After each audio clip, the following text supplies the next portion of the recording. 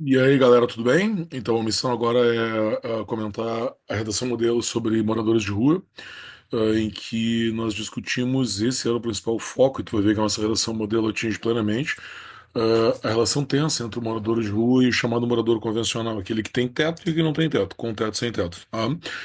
Sobretudo do ponto de vista de que em nenhum dos dois lados consegue suficientemente resolver a situação. O morador de rua, naturalmente, digamos assim, o criador do problema, mas ele é visto pelo morador convencional como um problema de segurança e não como um problema social.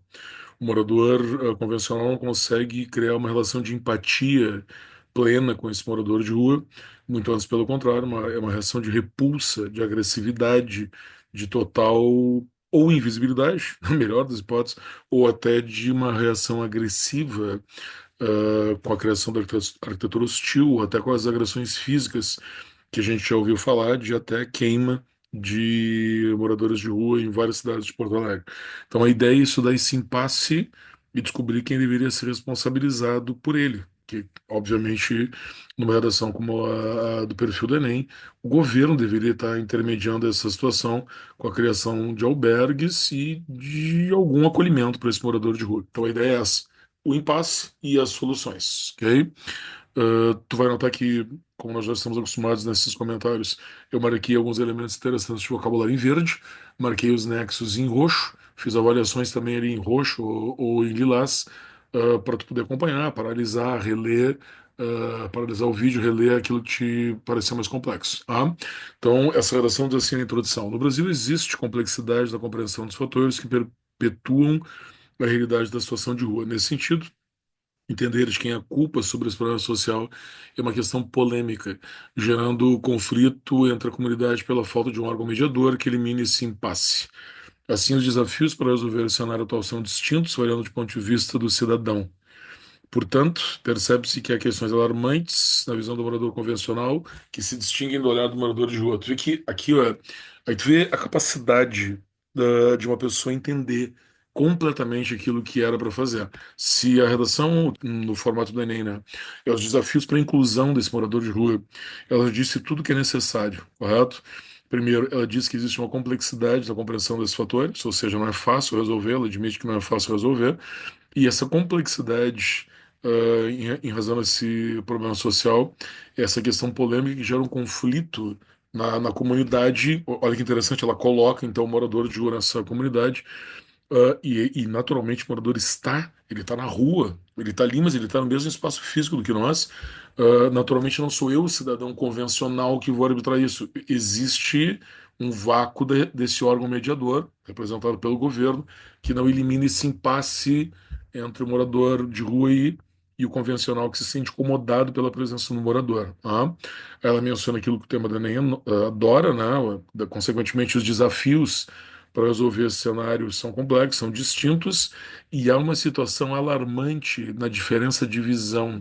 Tu vê que aqui ela não está totalmente do lado do morador de rua, mas ela diz que naturalmente há uma diferença de visão entre essas duas populações, tá? Tu vê que tem muitos nexos que eu marquei aqui, os nexos de consequência, né? Que nesse sentido, assim, portanto, que dizem eu vou fazer isso em consequência, eu vou analisar em consequência dessas considerações que eu estou te dizendo aqui. Ela já começa com um repertório perfeito, né? Que é o poema O Bicho, do Manuel Bandeira, que retrata essa desumanização do indivíduo, o indivíduo que é visto catando lixo ali. Vamos ler para tu ver, tá? No poema de Manuel Bandeira chamado Bicho é exposta a imagem desumanizada do indivíduo em situação de rua. Porquanto esse porquanto aqui o bicho está marcado ali deveria tá com lilás, que eu também marco o repertório com lilás, tá? E por conta é causal, né? Não esquece que dizer por conta é como dizer por que o eu lírico demora a perceber que quem está remexendo o lixo é uma pessoa e não um animal, correto? Tem uma relação de causa ali. Ah, situação que, embora lá há quase 100 anos atrás, quando o Manuel Bandeira escreveu esse poema, fosse chocante, hoje é uma situação cotidiana nas ruas de Porto Alegre. Sobre esse viés, sobre esse ponto de vista, a realidade é que as pessoas com moradia estabelecida criam uma mentalidade de ignorar a humanidade intrínseca aos indivíduos desprovidos desses direitos. Boa, muito boa.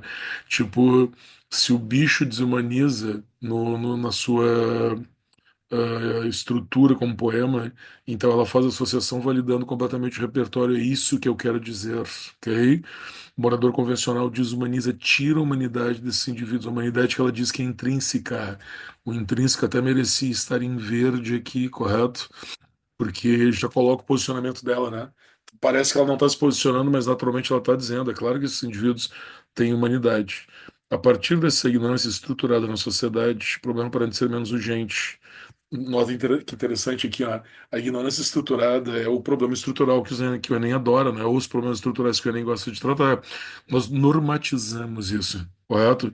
Para nós hoje é normal ver a pessoa, o morador de rua, sobretudo, mexendo no lixo.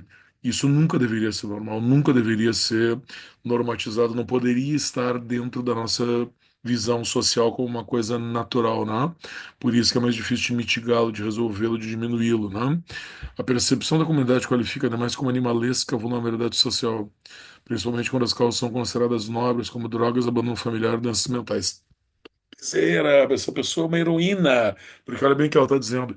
Justamente a condição de vulnerabilidade social, a pessoa estar ali no fundo do poço, é atacado pelas pessoas como se fosse, o que ela quer dizer com causas nobres, é que essa situação de estar ali é agravada, porque justamente a pessoa falhou de alguma forma, pelo visto das drogas, tendo sido abandonada pela família, como se a culpa fosse dela, e por ter doenças mentais. Então é um círculo vicioso. Entendeu? A pessoa está numa situação precária porque ela teve problemas e os problemas são um agravante do preconceito que ela sofre e não a causa do preconceito. Inteligentíssima essa menina, né? Dessa forma, o preconceito vigente é inferir que as ações encadeadas por essas causas serão violência e infrações. Então, é isso que eu me referi antes. O morador convencional enxerga o morador de rua como uma coisa que está toda errada, tu entendeu? E não como um indivíduo fragilizado, mas um cara que errou, fracassou, um loser, tá morando na rua e ainda por cima é drogado. Tá morando na rua e ainda por cima foi abandonado pela família, como se isso não fosse o problema dele, tu entendeu? E não a causa do preconceito que ele sofre. Eu tô horas aqui para te dizer uma coisa que me escapou, tá? No D1, aqui no lugar de culpa, tá? Eu preferiria responsabilização, ela vai usar depois. Mas a gente usa muito culpa para uma coisa que é moral.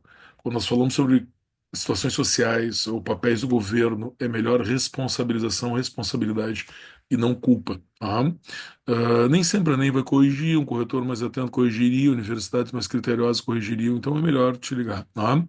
Agora ela vem com o D2 usando o Nexo para abertura do D2 bem corretinho também, por outro lado, outro assim, correto? O cidadão que não tem uma residência para si, agora ela vai falar sobre o ponto de vista do morador de rua. Lembrando, o D1 não foi morador de rua. O D1 foi a visão do morador convencional sobre o morador de rua. A origem do preconceito, a razão de ele não ser visto com empatia, com solidariedade, correto? É a responsabilização, a culpabilização da miséria. Foi o que ela escreveu no D1. O cidadão que não tem uma residência para si entende que seu cenário é complicado de se resolver devido ao não suprimento de necessidades fundamentais. Claro, o cara entende que ele está numa situação precaríssima, então ele demanda ajuda. Sobre esse viés, os motivos que geram a condição de morador morador de rua devem ser investigados para que sejam definitivamente eliminados. Então, aquilo que o morador convencional responsabilizou, olha aí, tu é drogado, tu foi abandonado pela família, tu é um lixo e tal, é justamente isso que a gente deveria resolver e não culpar a vítima, correto? A exemplificar o abandono familiar de uma pessoa com transtornos psicológicos, pela questão da sexualidade, pela questão da idade, correto? Tudo isso leva ao abandono familiar, pode gerar a condição de rua, além de possíveis agravantes como vício, álcool e drogas, que normalmente serão adquiridos posteriormente, né? São adquiridos para a pessoa suportar a situação de rua, tá? Se o abrigo for oferecido em estado hipotético, o problema não será resolvido, já visto que as urgências vão além da falta de residência. O problema não é o teto. Não ter o teto é a última das consequências. Nós precisamos puxar esse fio que levou o cara até a rua para descobrir esse problema social, psicológico, se é o abandono, se é a violência sexual, comumente praticada em casa e aí por diante. Nesse sentido, compreende seu impasse, palavra perfeita para aquilo que nós estamos discutindo aqui, né? Ninguém erra da pé, ninguém muda a sua opinião, isso é um impasse. O morador de rua não muda porque não pode, e o morador convencional não muda porque não entende baseado em questões profundas que é afastada da percepção do indivíduo com moradia convencional. Esse é o impasse. A questão é profunda e o morador convencional não enxerga. Perfeito complemento. Vamos ver agora como é que é a proposta de intervenção, em que ela vai dizer, ela vai colocar os 5 itens corretinhos, tá? Mas tem um probleminha ali na questão de um dos nexos. Ele diz assim, ó, o Estado com um E maiúsculo, o governo federal, por meio de novos projetos sociais utilizando dinheiro público, meio bem caracterizado, é necessário que ele construa albergues adequados para as necessidades do cidadão vulnerável. A ação. Aí ela usa como detalhamento essa expressão de forma que ele tenha atendimento para diversos problemas diversos, preparação para reinserção. Parece meio finalidade, tu entendeu? Não é, mas o corretor poderia enxergar isso de certa forma negativa. E quando ela diz depois, visa-se corrigir a negligência aplicada às pessoas em situação de rua, aí claramente é a finalidade, mas não tem nexo.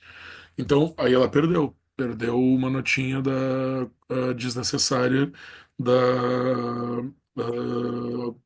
intervenção, correto? É melhor colocar o nexo onde o nexo efetivamente é necessário, finalidade meio, correto? Se tu tem um quinto elemento sem o nexo, eu entendo mais facilmente que é a finalidade. Se tu acrescentar um nexo, eu vou entender que é o elemento do nexo que tu colocou, correto? Então, talvez a gente podia ter tirado aquele de forma que ali, para as necessidades do cidadão, atendendo seus problemas diversos. Já seria suficiente para entender aquele detalhamento. E passando de forma que eu, para ou a fim de improvisa-se, o que daria maior clareza, correto? Mas está super bem, entendeu? Isso é uma correção que talvez o Enem não visse. Essa redação podia chegar no 980 mil frouxo. Talvez fosse até a nota mais justa para ela 980, ok? Muito boa redação, espero que tenha gostado. É aquela redação que não tem uma complexidade estrutural, tipo, não tem um monte de frases, inversões, vocabulário complicado, mas é um vocabulário de complexidade adequadíssima. Argumentos que estão totalmente, plenamente de acordo com aquilo que o Enem gosta. E esse 960 é merecidíssimo, para dizer o mínimo. Espero que vocês tenham gostado da redação. Até a próxima. Um abraço.